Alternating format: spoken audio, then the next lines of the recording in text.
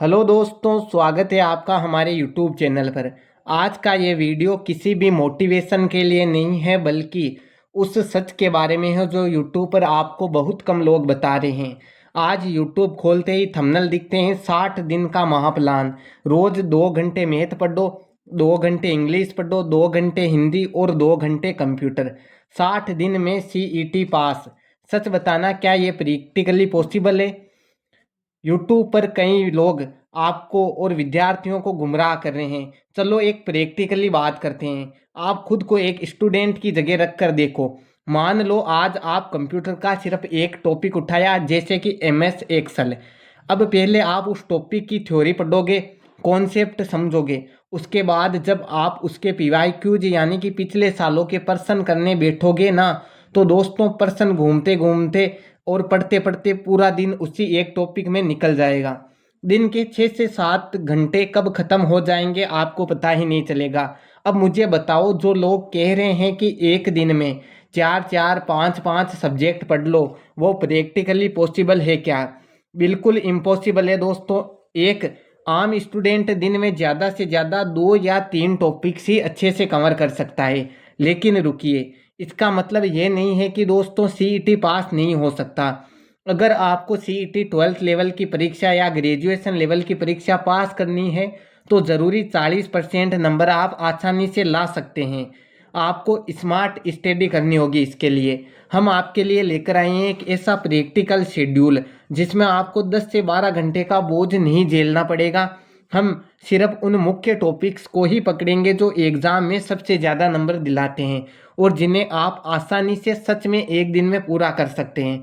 तो दोस्तों, हमारा सीधा और सच्चा प्लान यही है कि हम एक दिन में 4 या 5 सब्जेक्ट की खिचड़ी नहीं पकानी है।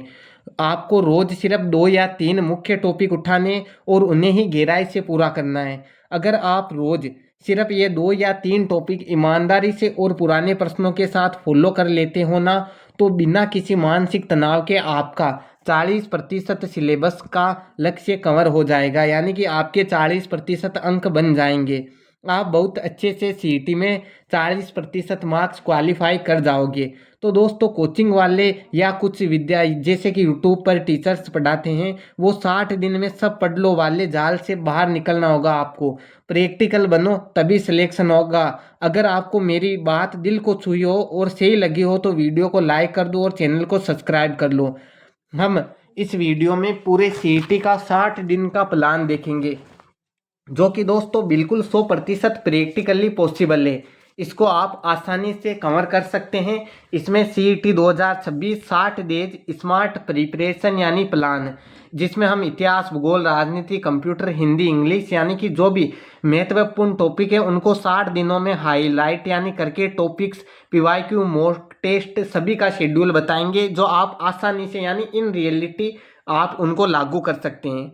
अब देखते हैं, सबसे पहले हम देखते हैं दैनिक टाइम टेबल। आपको रोज 7 से 8 घंटे तो दोस्तों निकालने ही होंगे। आपके पास मात्र 60 दिन बचे हैं। अगर आप 7 से 8 घंटे स्टडी नहीं करेंगे, तो आपका 40% का क्राइटेरिया पास करना लगभग असंभव हो सकता है।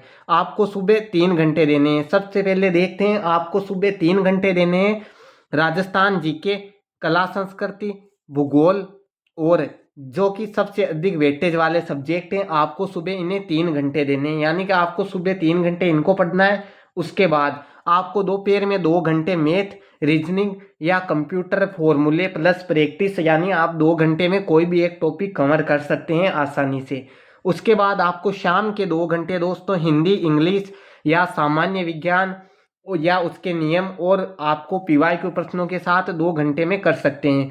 और रात का 1 घंटा दोस्तों आपको केवल PYQ प्रश्नों और जो आपने गलत प्रश्न किए हैं, PYQ प्रश्नों में टॉपिक में कुछ कमी रह गई है, उनको सही करने में और PYQ प्रश्नों को देने में आपको देना होगा। आपकी रूल पहला, पढ़ाई कम लेकिन रोज यानी कि लगातार। आपको 60 दिन की सबसे बड़ी ताकत यही रहेगी कि आपको कम पढ़ाई करनी है, लेकिन रोजाना करनी है आपको। अब देखते हैं अगला शेड्यूल क्या रहने वाला है आपका। 1 से 20 दिन तक, यानी कि आपको दिन नंबर 1 से 20 दिनों में राजस्थान GK और भारतीय राज्य व्यवस्था कंप्लीट करनी होगी। दोस्तों, राजस्थान GK तो आपके 20 से 25% आएंगे ही, लेकिन भारतीय राज्य व्यवस्था के आपको 5 से 8% तक देखने को मिल सकते हैं दोस्तों, पूरी संभावना है।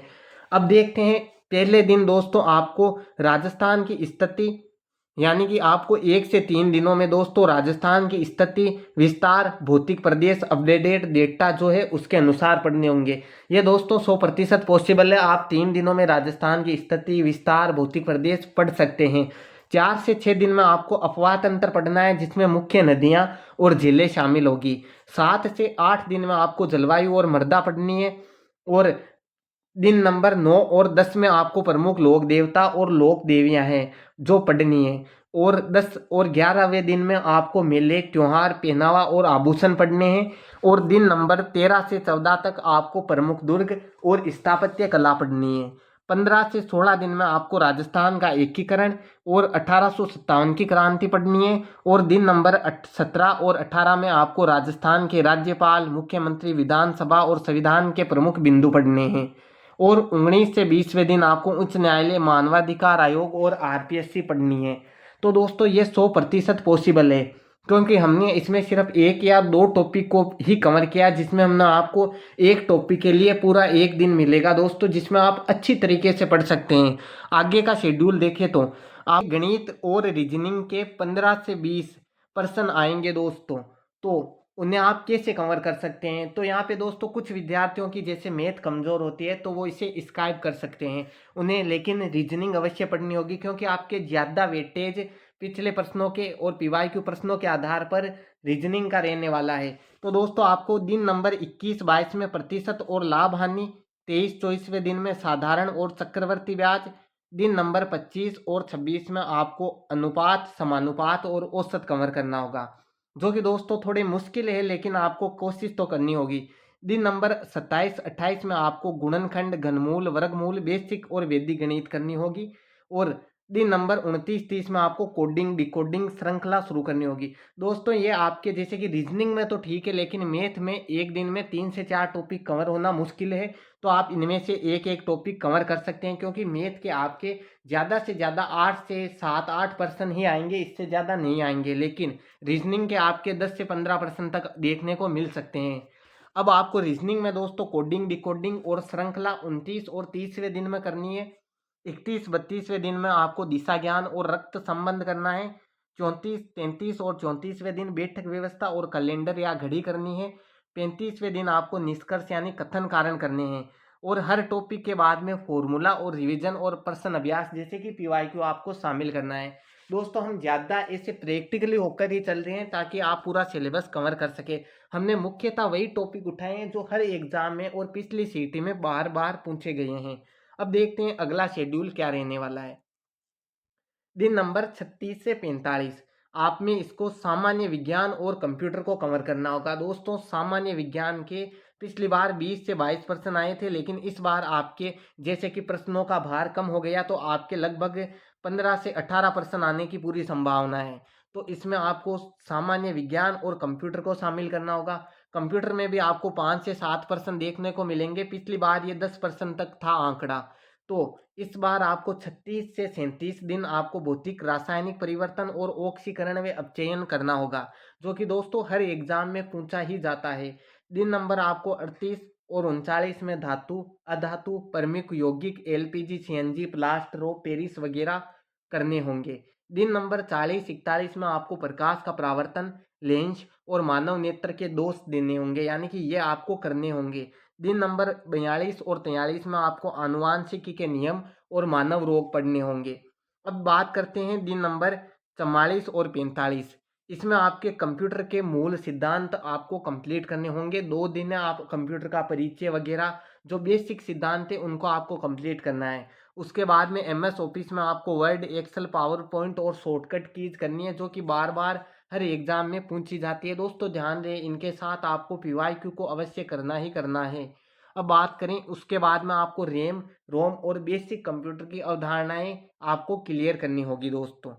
अब बात करें अगले शेड्यूल की, तो बात करते हैं दिन नंबर 46 से दिन नंबर 55 तक, हिंदी और इंग्लिश दोस्तों। इसमें भी आपको दोनों में से 10-10 प्लस यानी 10 प्लस अंक यानी कि पर्सन आपको देखने को मिलेंगे। तो बात करते हैं दिन नंबर 46-47, इसमें आपको हिंदी में संधि और समास करने एक एक दिन में आसानी से हो जाएगा दोस्तों। बात करते हैं 48-49 दिन की। इसमें आपको उपसर्ग प्रत्यय पर्यायवाची विलोम करने होंगे जो कि प्रैक्टिकली पॉसिबल है। प्रश्न यानी दिन नंबर 50 में आपको मुहावरे, लोकोक्तियां, कार्यालय पत्रों के प्रारूप करने होंगे। दिन नंबर 51-52 की बात करते हैं तो दोस्तों इंग्लिश में आपको tense, sequence of tense, active positive voice आपको 2 दिन में करने हैं। एक दिन में आप एक टॉपिक दोस्तों आराम से कर सकते हैं और हमने सिर्फ 3 से 4 टॉपिक लिए हैं क्योंकि इंग्लिश ज़्यादातर विद्यार्थियों की वीक ही होती है। लेकिन आप हमने इसमें वही टॉपिक कवर किए हैं जो पिछले एग्जाम्स में पूछे गए हैं और आने की पूरी संभावना है। आपको दिन नंबर 53 और 54 में डायरेक्ट, इनडायरेक्ट स्पीच, आर्टिकल या प्रीपोजिशंस कवर करने होंगे। उसके बाद में आपको दिन नंबर 55 में आपको यहाँ पे ऑटोनॉमी, शोनोमी और वन वर्ड सब्स्टिट्यूशन आपको कंप्लीट करने होंगे दोस्तों। तो इस प्रकार दोस्तों आपने लगभग लगभग सिलेबस को कवर कर लिया है। आगे देखते हैं अब 55 से यानी कि दिन नंबर 56 से 60 दिन तक। वैसे दोस्तों अगर आप 1 या 2 दिन बाद भी ये वीडियो देख रहे हैं और तैयारी शुरू करते हैं तो भी आपके पास लगभग 62 से 65 दिन होंगे। लेकिन हमने लगभग आपको 60 दिन का शेड्यूल बताया है। आपको 55 से 60वें दिन तक करंट अफेयर्स और मेगा मॉक टेस्ट देने हैं। उससे पहले ही बता दूं दोस्तों कि आपको टॉपिक वाइज मॉक टेस्ट अपनी जैसे कि आप कोई टॉपिक करते हैं तो उसके साथ साथ ही देना होगा दोस्तों।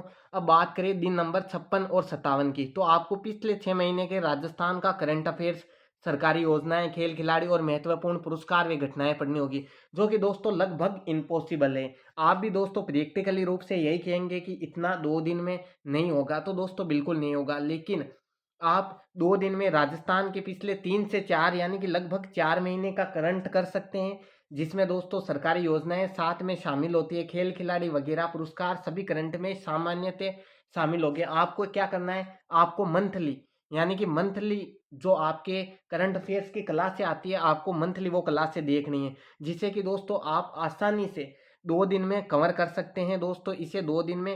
अब आपकी बात करें आपके जैसे कि करंट के 10% आने की लगभग संभावना बनी रहती है तो आप अगर जैसे कि आप 2 दिन में अगर आपने 4 महीने का अगर करंट दोस्तों कंप्लीट किया ना तो आपके ये 4 से 5% पूरे करने की संभावना अच्छे से करने की बन जाती है।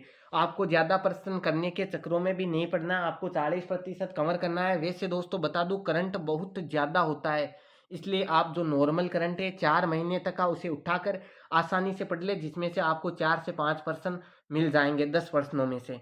अब बात करें दिन नंबर 58 से 60 तक की 3 दिन रोज आपको दोस्तों फुल लेंथ मॉक टेस्ट लगाना होगा जिससे कि आपको 3 से 4 दिनों में समय प्रबंधन, गलत प्रश्नों का विश्लेषण, कमजोर टॉपिक्स का रिवीजन ये सब करना होगा। और दोस्तों आपके पास लगभग अगर 4 दिन भी बचे हैं तो आप इन 4 दिनों में 8 मॉक टेस्ट लगा सकते हैं। साथ ही आप उनकी जैसे कि कौन सा प्लस गलत है, कौन सा प्रश्न सही नहीं है वो भी आप दोस्तों आसानी से समझ सकते हैं। यानी कि आप एक दिन में 2 मॉक टेस्ट फुल लेंथ आसानी से दे सकते हैं जिससे आपको टाइम मैनेजमेंट, समय प्रबंधन वगैरह यानी कि आप कौन सा प्लस गलत कर रहे हैं प्रश्न वो सब आसानी से पता चल जाएगा। अब देखते हैं अंतिम 5 दिन में दोस्तों नया कम पढ़ें, टेस्ट और रिवीजन पर दोस्तों ज़्यादा ध्यान देवें। आपको रिवीजन और टेस्ट पर ज़्यादा ध्यान देना है। अंतिम 5 दिनों में आपने जो कवर किया ठीक है, नहीं किया ठीक है, लेकिन आपको टेस्ट और रिवीजन बार बार करना है दोस्तों। ये हमने होनिस्ट 100% सिलेबस बताया है जिसको आप आसानी से कवर करके दोस्तों 40% 100% गारंटी के साथ ला सकते हो। ज़्यादा सिलेबस को कवर करने के चक्रों में पड़ेंगे दोस्तों आप तो आपका सिलेबस कंप्लीट नहीं होगा। वैसे तो इसमें देखो इंडिया की ज्योग्राफी होती है जिसमें 4 से 5% आएंगे तो दोस्तों आप उसको जैसे सब्जेक्टों को कवर करने के चक्रों में मत पड़ना जिससे कि आपका टाइम वेस्ट हो जाए। जैसे दोस्तों आप ऐसे कर सकते हो जैसे आपको मैथ नहीं आती है तो आप इंडिया के टॉपिक कवर कर सकते हो जिसकी हमने PYQ क्लास से दे रखी है। यानी कि इसी साल दिशा 2020 के न्यू एडिशन को कंप्लीट कराया है जिसमें से 4 से 5 ही टॉपिक है आपके इंडिया के। उनमें से आपको 1-1% यानी कि 4 से 5% आएंगे। आप ज़्यादा लंबा ना देखते हुए उन टॉपिकों को कवर कर सकते हो, कहीं से भी कवर कर सकते हो और आप मैथ को स्किप भी कर सकते हो दोस्तों। अगर आप 40% बनाना चाहते हो तो ये स्टेज ही दोस्तों मैंने बताई है वो आप फॉलो करें तो आपको दोस्तों 40% का रिजल्ट अवश्य मिलेगा। अगर आपको वीडियो अच्छी लगी तो हमारे चैनल को सब्सक्राइब करें। धन्यवाद दोस्तों।